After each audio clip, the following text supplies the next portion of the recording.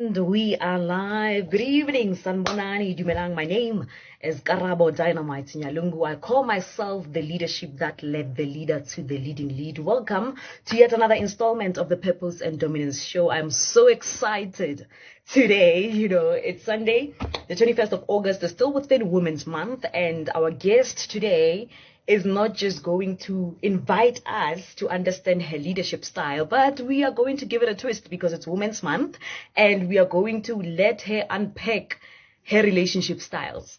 Yeah, so we're going to get a bit vulnerable. So Nyalungu Molamodi is a broadcaster currently on Hope Alive Breakfast, and she is going to be unpacking with me young women in leadership. The perception, or rather the misconception, is that we have it all figured out, and in all honesty, we don't. And because Nyalungu Molamodi and myself are two of young women, so important that in as much as we didn't have that, we become that to people that are following us. So we don't have it all figured out. Maybe what we have figured out is who we are, and it is who we are that grounds us. And there she is. Hi, salute. Hey, when last was a person introduced like that? I'm not even finished, but hey, look at the beauty that you are at this time of the evening. Are we going on a date? No. Is there something happening that we don't know about? Well, if you want to call it a self-date, then hey. But I had to make an effort.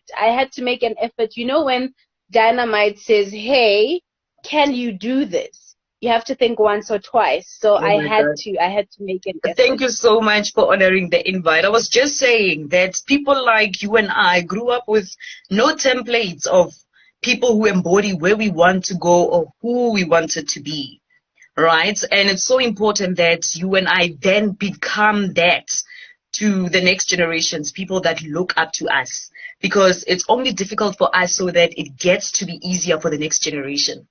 And it was just unpacking of how we do not have it all figured out, but we are also just figuring out as we go.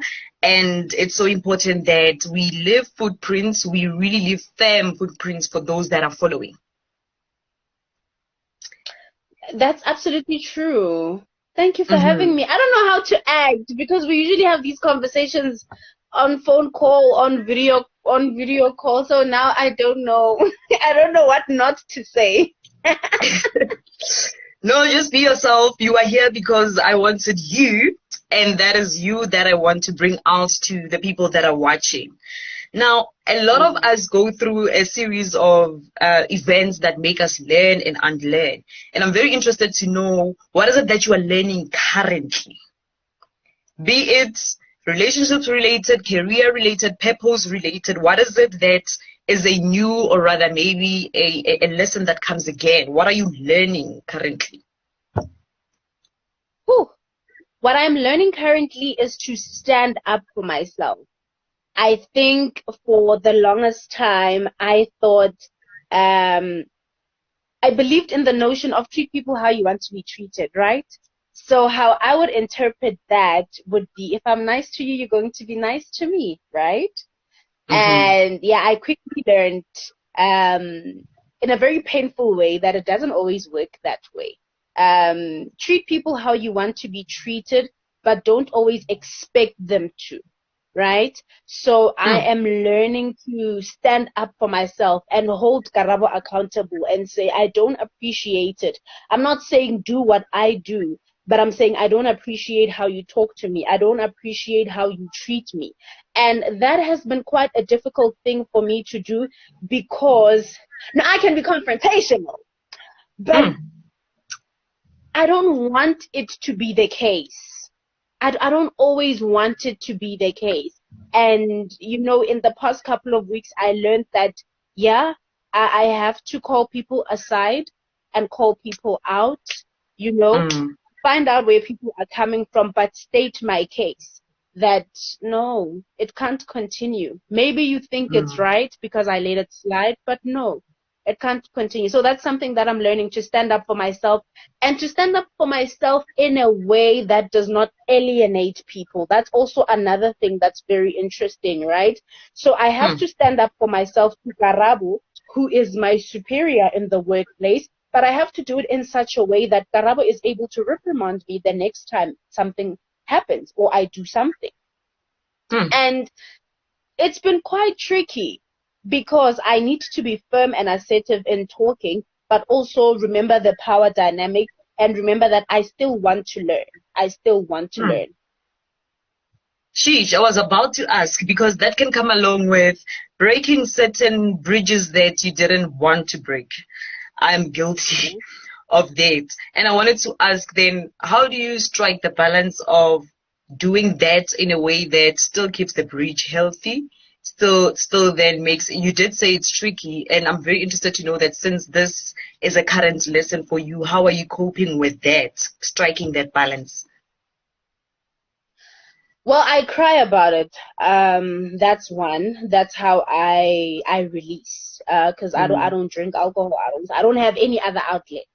So I cry about it and say, okay, I'm gonna call Karabo, and once I do, she better receive this, right? But also how I strike that balance is understanding the essence of communication. Here is a mistake that we often make. We are like, yeah, it's important to communicate, speak your mind, but is the person you are communicating to receiving what you are saying? That is the essence of communication, you know? So even in standing up for myself, it's more than just me putting my concerns and my grievances across. It's also about making sure that it registers in the mind of the person I'm talking to so that they get it. You know, it might feel like an attack show, but they need to get it, that what they have been doing is not okay. You know what I'm saying? So that's how I balance it out. I observe. So I'm not going to call a person out the very first time they do that, unless it's in a public space. Then I can't help myself. You know, if it's in a public setting and there's just this man who feels it's okay to constantly call on this little girl that doesn't want to talk to him, then I'm like, sorry, no, agafun. Then I'll bear the brunt. But if it's in spaces where I'm constantly in, I will observe what Karabo says to me. Okay, maybe she's having a bad day, because I also like to be considerate of you know, of other people. I understand that we come from different backgrounds and we handle things differently, and that's okay. Yeah. Sure. I will observe if it happens the first time. Okay, maybe she was having a bad day. Second time, let's have a conversation about it. Yeah. Maybe there's some work that needs to be done. So it's very important to always be in a mindset that allows you to speak in a way that the person you're communicating to receives what you are saying. Because you don't want people shutting down. True. Because we are human. You know, we are human. That person is probably going to make the same mistake again. But they need to remember, for the next time they commit the same mistake, maybe it's them who will come first and say, yo, I know you called me out on this the last time. I am so sorry. You see, that's different, because it means when I spoke the first time, they listened. So I always make sure what I'm saying registered and they are able to receive it. You know, in opening this, I did say we are young people, young women of purpose. That's a huge. That's why we're wearing here at this time of the night. That's a huge term to attach yourself to. What would you say your purpose is? And when you engaged with it, how did you know that was your purpose? And I'm asking this because sometimes we are misaligned. Sometimes because we are good at certain things, we mistake them for our purpose. Sometimes because others say we are good or we would be good in certain industries and certain fields, we mistake that to be our purpose. So what would you say yours is? And when you engaged with it, how did you know this was it? Whew. That is a loaded question. That's a very loaded question. Because also being a young person that has been fortunate enough to be exposed to the opportunities that I have been exposed to puts a lot of pressure on you. You learn to be an overachiever. I don't know whether you learn or you grow into it, but I don't know anything else. I knew that my purpose was to serve when from a very young age I was just concerned about the next person. and not concerned in the meddling in their business type of way, but more in the sense of, are you okay? Can I help you? Can I, that's where I came from. I came from what people will say, the naive perspective. So that's when I knew that, okay, my purpose is to serve. Now, here's the tricky part. The older I grew, I learned that serving had to present itself or manifest itself in different ways, right? Remember growing up, I just knew that you have to be kind to other children, share with other children, you know what I mean? But the older I grew, I now had to find different ways of serving. And what that meant was it wouldn't matter what professional space I am in. If me going to help Garabo make copies serves what we are meant to do as a team, that's me serving, that's me doing my part, that's my purpose. But fortunately for me, I quickly learned also that my purpose lies in communication, it lies in leadership.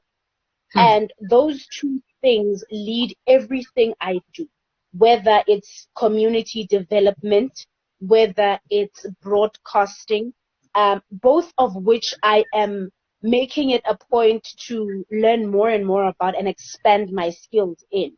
But I knew that my purpose is just to serve, is to serve with showing up when Karabo says, hey, can we do this? Show up. You know what I mean? This is me serving. Serving looks, we try, we really try. But essentially, that's what my purpose is. And I think maybe God was also very strategic in doing it because I'm a firstborn child. And yeah, serving is a big part of being a firstborn, hey? You just need to... And all the people that say we are deputy parents, we are there, we are. There's a term you used, platforms and spaces that you were fortunate enough. There's a misunderstanding that people have when they want to be inspirational or when they take on platform. There's a misunderstanding that they have that everyone is starting off at the same level. They forget that in certain, for you to get to a certain point, you had to make certain decisions.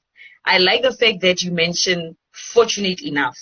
Talk to me about the importance of understanding your privileges. Because sure, it's very, yeah. Yes, I want to talk about that because there's so much there's so much influence that comes with being relatable. But I cannot relate if you fail to acknowledge certain privileges that you had that place you where I wouldn't necessarily be or an average person wouldn't be. So talk to me about the importance of understanding your privilege. Yeah. So I'll start off by saying this. We've all had some sacrifices to advance ourselves in life, whether personally or professionally, right? The only thing is that unfortunately sacrifices don't look the same, therefore we will not land up in the same spaces. For example, I have been able to build the relationships that I have built in the spaces that I have built because I made the sacrifice to be teachable. And having the spirit of teachability is a sacrifice on its own, because you can sit there and say, I'll Google it, I'll watch it on YouTube, I'll read up on it. You don't have to tell me about it. So that's one of the biggest sacrifices that I've had to make from a very young age. That's how I believe I earned my privilege, because being a teacher's pet back in primary and high school helped me a lot. It made it easier for me to ask for help. That's the privilege that I got. It was in a school setting, if you will. And that has helped me, shape my personality, shape my mind. Finally, oh, I'm so happy. Oh, finally, just network to disappoint when you're in the middle of a heated conversation. Oh, okay. So you were just unpacking for us how having a teachable spirit was one of the sacrifices that you've had to have in your purpose and your journey. Absolutely. So like I was saying that I made the sacrifice of being teachable from a very, very young age, and that's how I was always able to stand out. So who wants to read for the class? Me. Who wants to fetch the books? Me. Who wants to run? Okay. But maybe not running, but but having a teachable spirit helped me to accelerate as far as my progress is concerned, academically, socially, in that setting, because it always somehow, and I think this is a key thing for everyone that's watching this live to learn, is that being teachable will always place you at the right place at the right time. Trust me. When you become teachable, people remember you. And it's not that you're an idiot or that you are usable when you are teachable.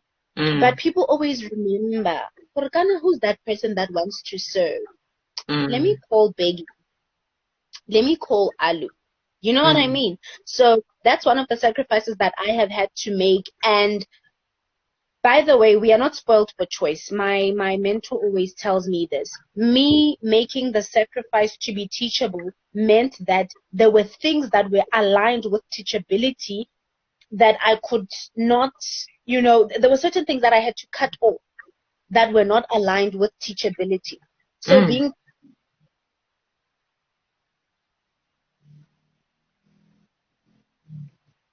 meant that I've had to show up, to certain places, show up for certain people, and that would mean I'd have to leave anything else that's not aligned to that aside.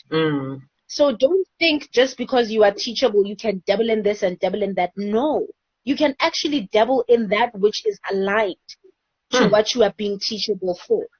So I was being teachable, for leadership. I wanted to learn more about leadership. I wanted to read more books. I wanted to be an example, because that's one of the things that I was told growing up, that when you're a leader, you need to be an example. So I was like, oh, okay, how do I do this exemplary stuff? And I've had to show up, and that would mean I'd have to miss time sitting down and discussing things that were not necessarily going to help me grow in that regard. It meant I had to spend little to no time meddling in other people's businesses. I always make a joke about this, that I'm one of those people that would find out that so-and-so were dating and broke up on the same day. That's how much I just did not really care about anything else that was not aligned to that which I am teachable for. So teachability is the currency to privilege. I'm very interested to know then, because of the things that you are mentioning, you've had to not make time for certain things. You had to cut out certain things. That meant you were not an ordinary teenager. You had to grow up fast in certain spaces. And I'm very interested to know that what then kept you grounded. Because leadership does not trend. When you go to Instagram, it's not the thing that's trending. When you go and have impactful conversations, attend a seminar, that is not trending. So it is not what takes teenagers at that point. But you are a teenager that chose a different path. What then keeps you grounded in that path? Oh, again, being at the right place at the right time. I wasn't an ordinary teenager. I'm what many people would deem boring, I was your indoors type of teenager. I was, yeah, man, a nerd, words that are too big for your age kind of thing. But here's what teachability also gave me. It gave me an opportunity to look into my spirituality from a very young age. Mm. And I quickly grasped that that which manifests itself in the spiritual realm manifests itself in the physical realm. So I learned that as a teenager, it's important for me to dream. That's when I was a teenager, that's when I learned that there are no boundaries to dreaming. You know, I mean, you look at people like, for example, your Howard Zondos, you yourself, the things you did when you were a teenager were pretty much impossible, you know? But those are things that I believe, can happen when you are spiritually awakened from a young age. You know how they say some people learn from a young age what their purpose is and how other people will figure it out as we go. We see people that are figuring it out as they're going, and that's great. But those of us that have had to huitima dintho tse dingwe and be teachable in what was regarded not to be cool have had that opportunity to be in spaces where you get a sneak peek into your future. You are like, I want to be a speaker. And because of your teachability at that young age, let's go just attend. And by being in that space, you get to realize, oh, no, man, actually, this is me. This is me. And then you have to go back to do that which is required of you at that point in time.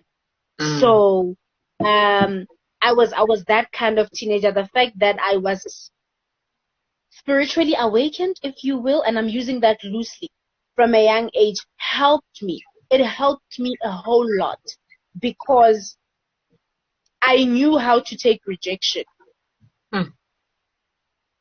Rejection doesn't faze me. It doesn't. But I'll take it back to communication. Again, delivery. How is it done? Is Karabo doing it in a way as though she had the worst thing for breakfast? Delivery. But rejection in and of itself does not faze me. It does not scare me. So even as a teenager, that was extraordinary. It didn't faze me when I would be denied certain opportunities, when I would be left out, you know, when my peers are doing things that are deemed cool. Like, hey, I was a teenager.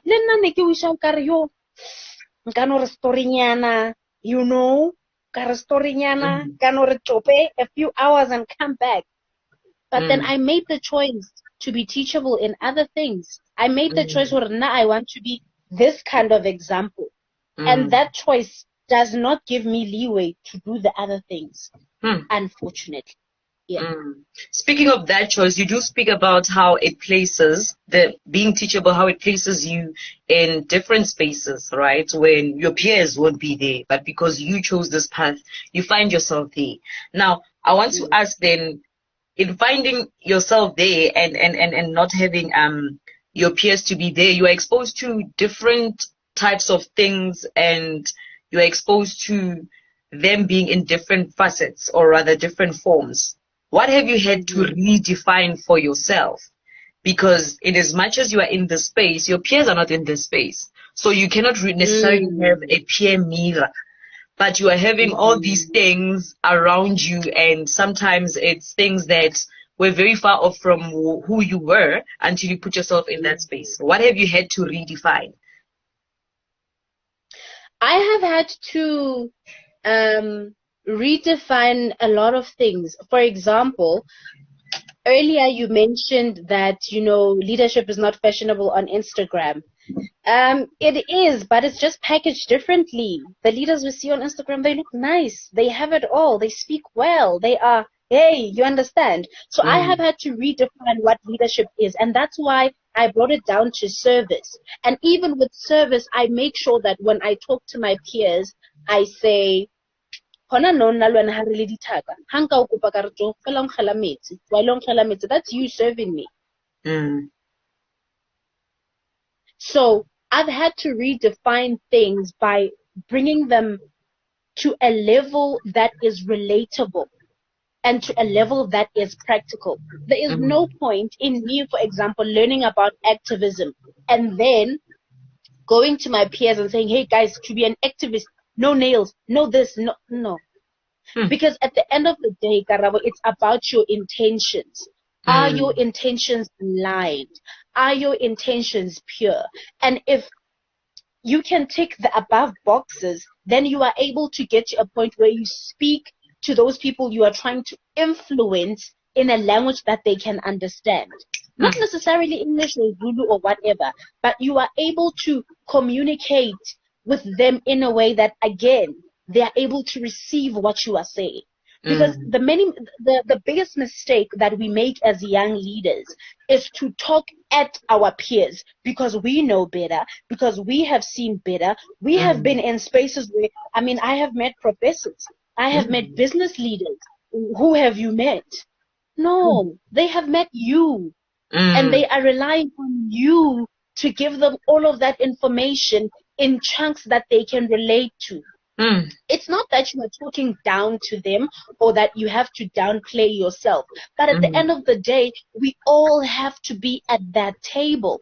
And being at the table doesn't mean Kaufela Haruna are going to be able to show up to the table. If there's one of us sitting at the table is able to speak the language of the table, but is still able to come back and speak to us in a language that we understand, then we're as good as at the table. True. Yeah. You mentioned a very important aspect of leadership, and that is access. Having to have your people see themselves in you, because there's a what do you call this? A notion that goes by that there are influencers and there are people that are influential. So an influencer will tell you that this is how I do my makeup routine, right?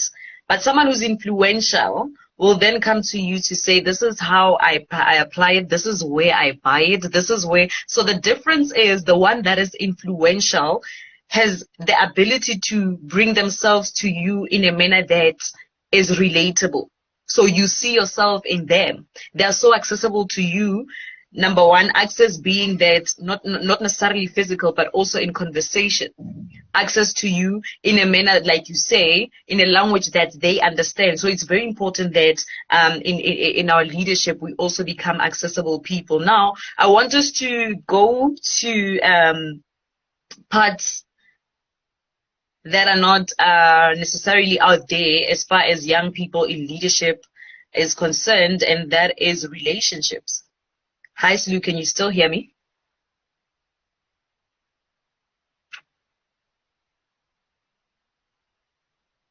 Slu?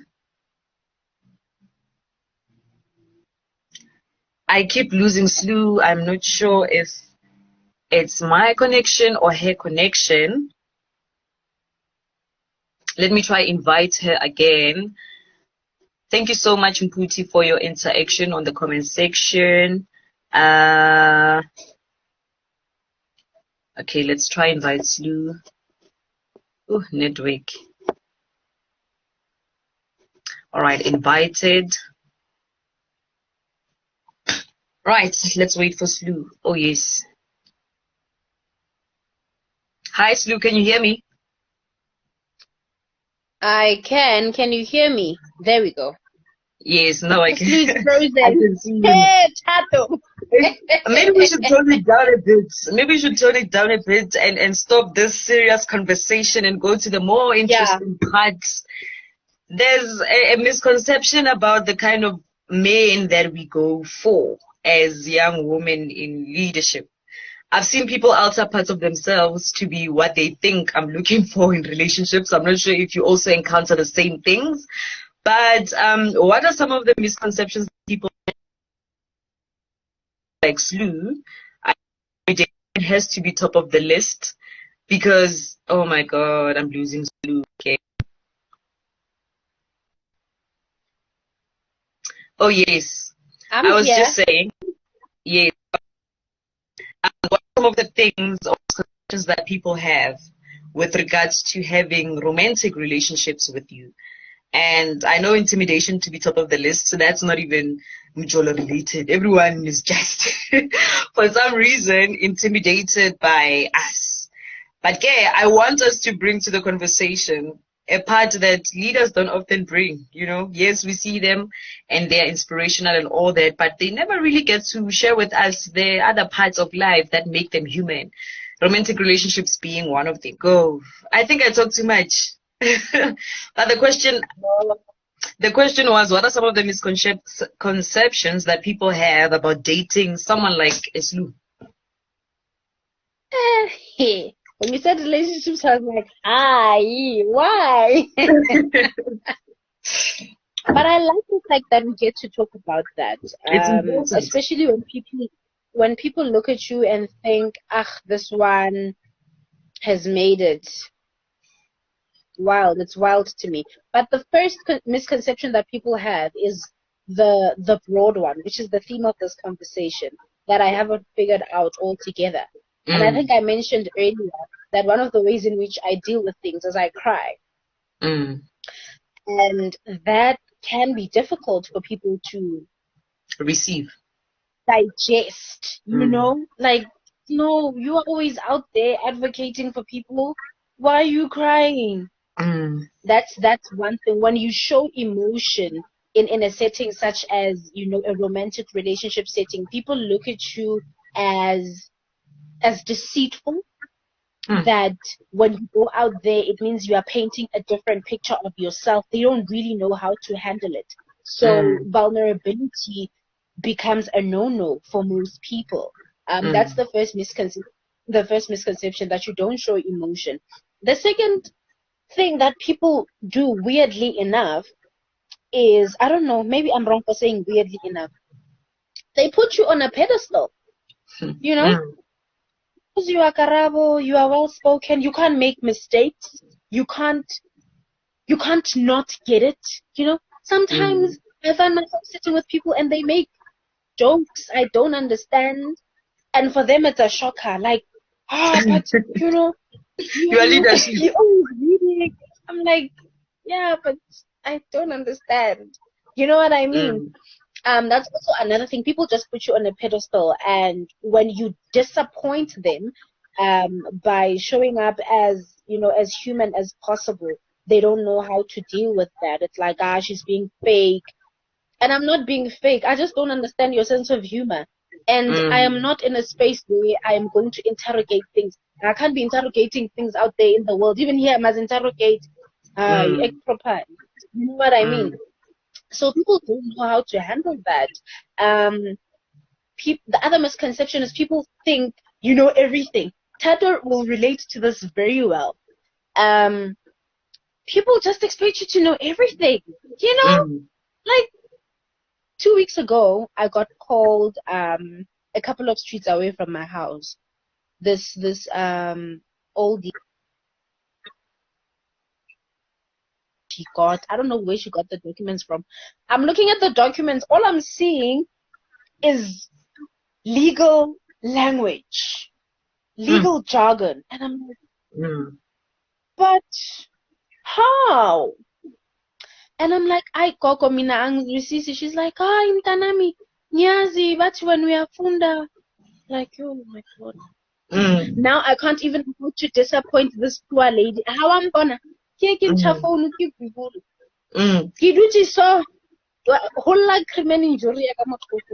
because people have that. There's that expectation that you need to know everything. And you also, the other thing is, you can't be simple. No, if you are a leader, no. You must, you must date a Barack Obama. Bona, yours. I'm like, yes. Como crea, guy? Even people you are not in romantic relationships with have expectations of you about your own romantic relationships. So it's tough. You speak about a pedestal, and I think I understand that because people get attracted to who they see you be outside there. They get attracted to the brand, Silukela Molamodi, the presenter on a Hope Alive radio show, not necessarily the human in Silukela. Because again, remember, you don't engage with who I say I am on my bio. You don't engage with the author. You don't engage with Dynamite. And Dynamite, yes, may want to talk books all day, but there's Karau, that has needs, that has imperfections, number two, and people sort of expect you to be who you are in public, even in private. Hence the expectations, hence the pedestal and all of that. But again, that comes along with you having to be at peace with a lot of things. So in the context of relationships, what have you had to be at peace with? Hey, I've had to be with the fact that I'm smart, Joe. It's not going to change. Private or public, listen. You being smart, have you ever been in a relationship that gaslighted you or that made you feel bad for being that? Hey, okay, let me look at the people that are watching. Let me see watching.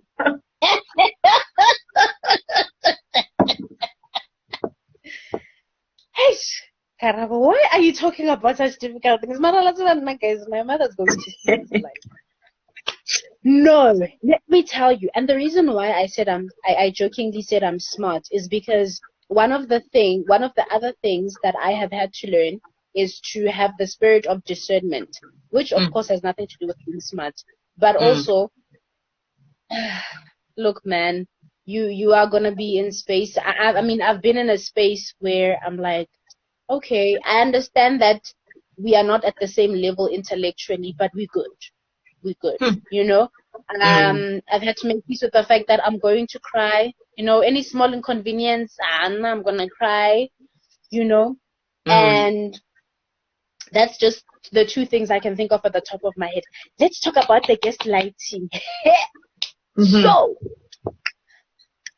I have been in, and this is the only relationship, by the way.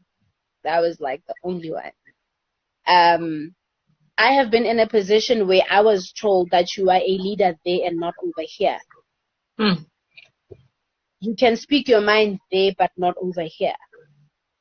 And because I was new at this thing, I was so confused. I was like, but how? When you say I can speak my mind there and not over here, what do you mean? And the answer I got was, you can interrogate people all you want, but you don't interrogate me. And I was like, in my true self, I knew that was not right.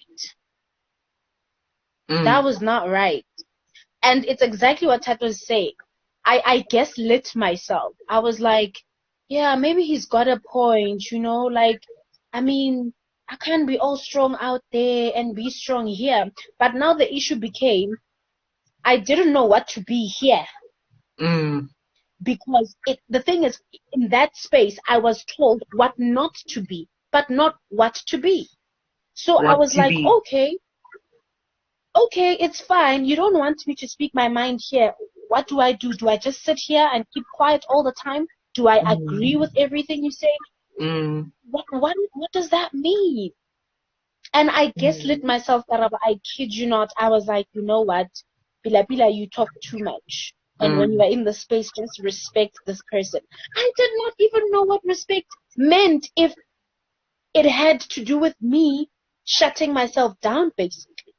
But I convinced myself, I was like, no, he's got a point. I mean, when we grow up, because I get it, that's also another thing. Like, we think the people we are with, we're going to be with them forever, especially when we start out. You're like, oh, yeah, we're going to be this power couple in politics and whatever. And, there's going to be a time when I have to be a mom. But I just knew it was wrong. Like, how dare you? The audacity. But I have been in a space where I was told that, no, you can't do that here. And that confused me, but I think it eventually led to the ending of the relationship in and of itself, because it wasn't going anywhere. I could not be in a space where, I mean, yes, one thing that's not going to change about me being a leader is engaging. I will engage you publicly and privately. That's one thing it's a non-negotiable. You know what I mean? It's just about how I go about it. Obviously, if you're my partner, I can't now be in public yelling at you, I made a protest. You know what I'm saying? But I will call you out. So the relationship in and of itself had to come to an end, because here was this person that wanted submission they couldn't define. Mm. Yeah. No, You but now spoke, the happy girl, the happy, the glowisha. I know we love it for you. We love it for you. You speak about how you were told that who you were there is not allowed here. But I want to bring an interesting twist to it. What is it that you see out there and is a narrative out there, but you don't want here?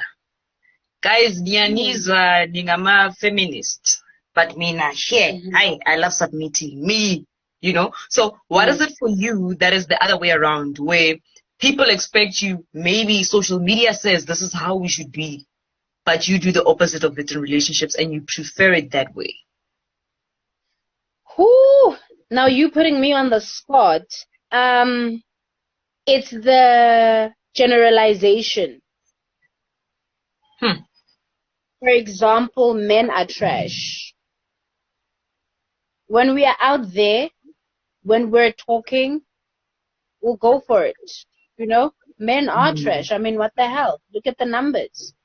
But when I'm home, am I really dealing with trash? Or am I dealing with someone that knows the good that exists to them? The state, you know what I mean? So that's where I'm at with it. So that's one thing. That's definitely one thing. And I obviously, when I'm at home, it then becomes not all men, but it's not a politically correct thing to say out there. True. You know, it's not fashionable. It's not fashionable to be out there and say, no, not all men are trash just because the one you're with or the men you are surrounded with do not fit the criteria of what trash is. I am fully aware of the fact that every man is a potential perpetrator. True. Fully aware. And I respect that.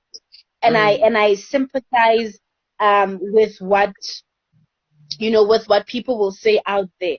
But when I get home, that fine man, no child. Ain't no way he's trash. No ma'am. You speak about that's one thing.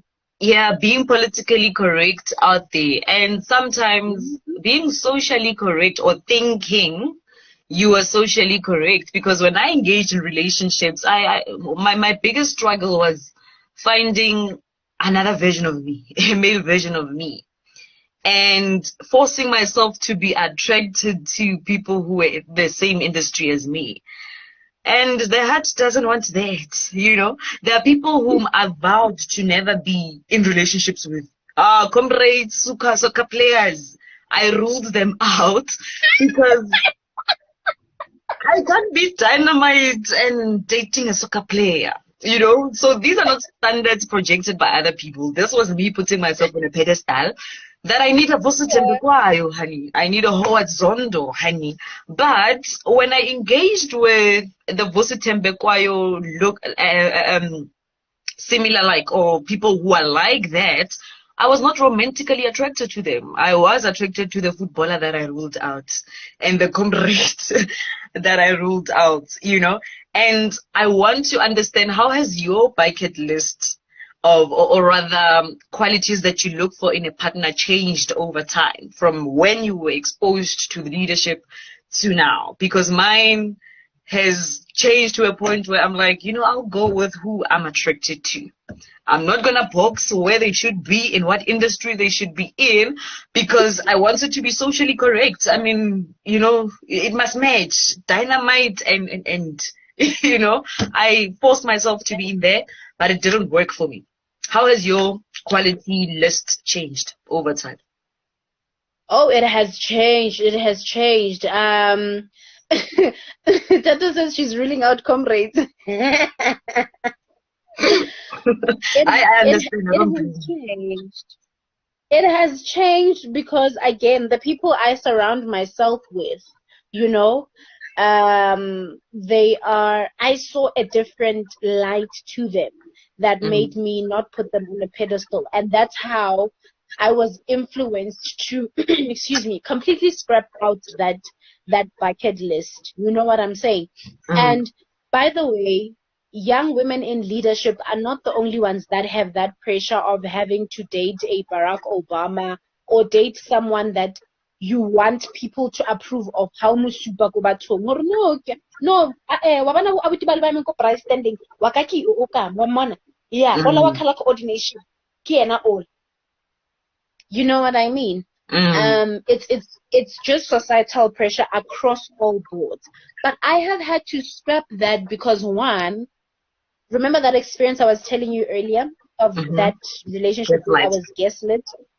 It was that let's match, I was head girl, he was head boy. You know, although it was in two different schools, but for me it made sense at the time. You know, I'm like, how can you be a head girl? You're not even with a class monitor. You know, hey, the fact that it's head girl, but it was very early on in life that I learned that, man, you know what? I'm not happy here. I'm not respected here. I'm not valued here. Because that's the thing, right? The ones that you nyata and undermine and you're like, this one can't engage me on the National Youth Police. Yeah, something like that. They're thinking. They are not radical. They are not, you know what I mean? They are the same ones that will listen to you. They are the same ones that will nurture you. They're the same ones that will be like, oh, so how is it going with 1, 2, 3, and 4? Don't you need a break? Do you understand what I'm saying? That's true. I'm not saying for all of them. Hey, I'm not saying for all of them. You know, but usually it's where you are not looking that the answers lie. And I think as young women in leadership, we have got the responsibility to also open ourselves up. Like we spoke earlier about how human we are. Look, man, it's okay. It's okay. You love who you love, and your heart wants what it wants. It's not a prerogative for it to be public. I'm not saying hide the person you are with, but if it makes you happy and you are not trampling on anybody's democratic rights, why not? It makes you happy. So the responsibility then falls on you to work on the image that you have in your head, to work on the shame that you attach to your brand being associated with a certain person. But we are not going to be on red carpets all the time. You're not going to have a red carpet in your house. So you want to be at a place where you feel at home, where you don't feel under pressure to think too hard. You know, you have to think about the correct thing to say because, you know, both of you are authors, because both of you are, and it's okay. It's okay for many people to want to be with, but they're in the same industry because of the notion they understand what I'm going through. You know, if I'm a DJ and I'm with a DJ, then he will understand what I mean when I say I'm gigging, right? The same way, if I say I am a leader and he is a leader, he will understand what I mean when I say, hey, I have to be away for like 2 weeks. We are doing this and we are doing that. You understand what I mean? Sure. But also, let's not rule out people that are not in the same industry. You would be surprised, Karabo. I was. You would be very, very surprised. There it is. You see? You know, I asked you about what are some of the things that you had to, come to terms with in relationships. And for me, that was, the fact that I won't be it for them sometimes, you know, and that has nothing to do with me. So I used to alter parts of myself to be someone else's preference. I used to do that quite a lot until I had to come to terms with understanding that it's okay not to be it for them or not to be it for them in that particular moment that you've met, you know. And it came after a series of rejections. And I want to know, how do you deal with rejections? Do you also have the pressure to be successful within 2 working days, you know, and whatever it is that comes with being rejected? How do you deal with rejection? You're gonna have to ask the people I've rejected because no, the only rejection I got was that I had a huge crush on this person, and after months and months of following them on social media, watching everything they do, I learned that they're actually gay. So Okay. that was the rejection that I got. Yeah, that's when I was like, it's like this now. Oh, okay, Mm. it's cool. But I've not had to deal with rejection in that sense. How I have had to deal with it was to be with a person, and what I consider to be standards, normal relationship standards, would be rejected. You know, Mm. let me make an example. So, for example, whew, it's quite a tough one because also I got to meet this person while I wasn't expecting it. That's one. And Mm. this comrade just whoops me, and I'm like, Mm. he helped me. I'm like, you know what I mean? But Mm. the rejection in my standards would be, for example, when I want to discuss something that is happening out there and then we don't agree on it in the household. You know what I mean? Mm. Then it's like we are supposed to have the same values. It's a normal relationship standard. You and Mm. I are supposed to have the same set of values. Mm. And here is this person that is saying, no, I have a couple of questions about that. I'm not going to just accept what you are saying because it's a normal relationship standard. Mm. And that for me has felt like rejection because I'm like, why? You were supposed to agree with what I'm saying. So that has been the kind of rejection that I have faced in a relationship. But because again, I'm in a space where I'm not trying to compete and Mm. I'm not trying to be something I'm not. Mm. I have found it a bit easier to maneuver, certain conversations. Mm. Yeah. So if there is something that I deem to be a normal relationship standard that he does not agree with, I'm able to bring it back and just make it a general conversation. Mm. Phela sizwe o reketse mang mang mablomo. It's like, oh, okay. Yeah, Pella, that's what people do. Oh, okay.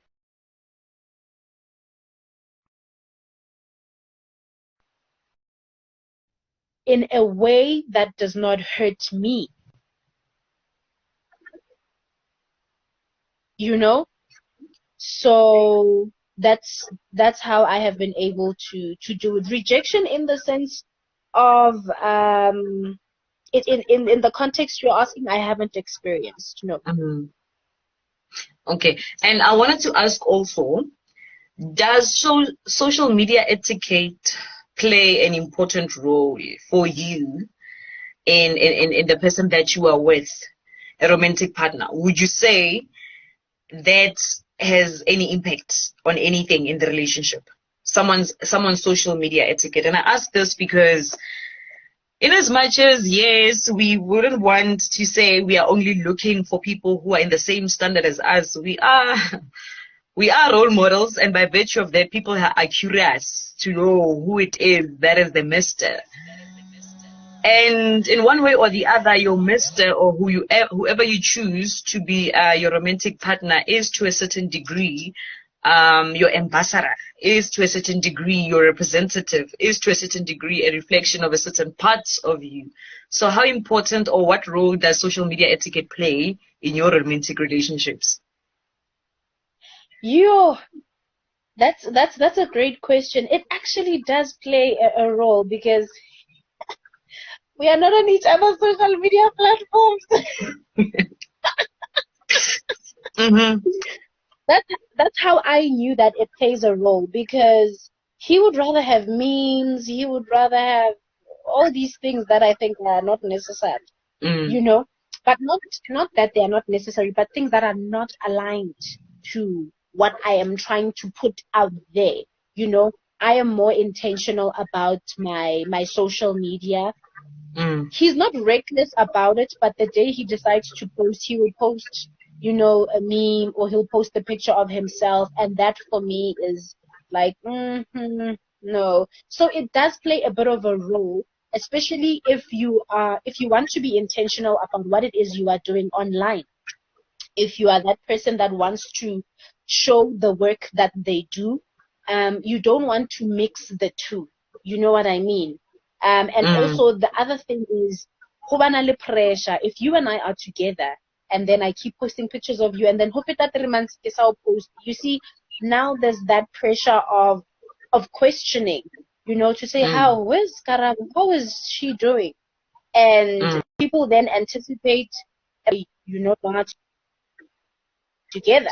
Something, you know what I mean? So it does play a role. If you guys are aligned, great. I think it's a good way for you. It would be great to be on each other's timelines from time to time.